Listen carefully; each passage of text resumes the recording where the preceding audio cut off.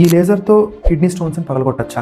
నమస్కారం, నేను doctor Anirudh Sushil, urologist మరియు ఆండ్రాలజిస్ట్. నా దగ్గరికి వచ్చే కిడ్నీ స్టోన్స్ పేషెంట్స్ వాళ్ళకి ఎండోస్కోపీ ద్వారా ఆపరేషన్ చేయాలి అని చెప్పినప్పుడు, సార్ లేజర్తోనే చేస్తారు కదా అని అడుగుతూ ఉంటారు.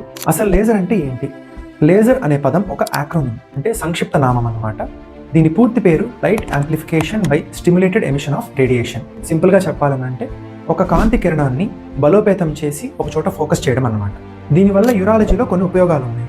రాళ్లను పగలగొట్టడానికి పనికొస్తుంది, గడ్డలను కట్ చేయడానికి పనికొస్తుంది. లేజర్లో కూడా రకాలు ఉన్నాయి, థూలియం లేజర్, హోమియం లేజర్, ఇతరత్ర.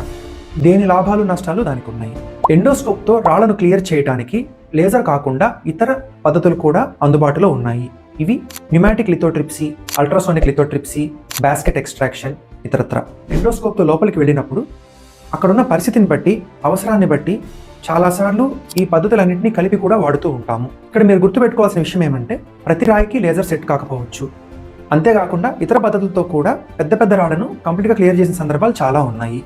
కాబట్టి నా సలహా ఏంటంటే, మీరు యూరాలజిస్ట్ని కలిసినప్పుడు మీ సమస్య గురించి మాట్లాడుకొని దానికి ఉన్న ట్రీట్మెంట్ ఆప్షన్స్ డిస్కస్ చేసి దాన్ని బట్టి నిర్ణయం తీసుకోండి.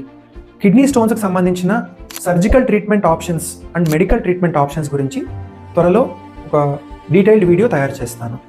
నమస్కారం.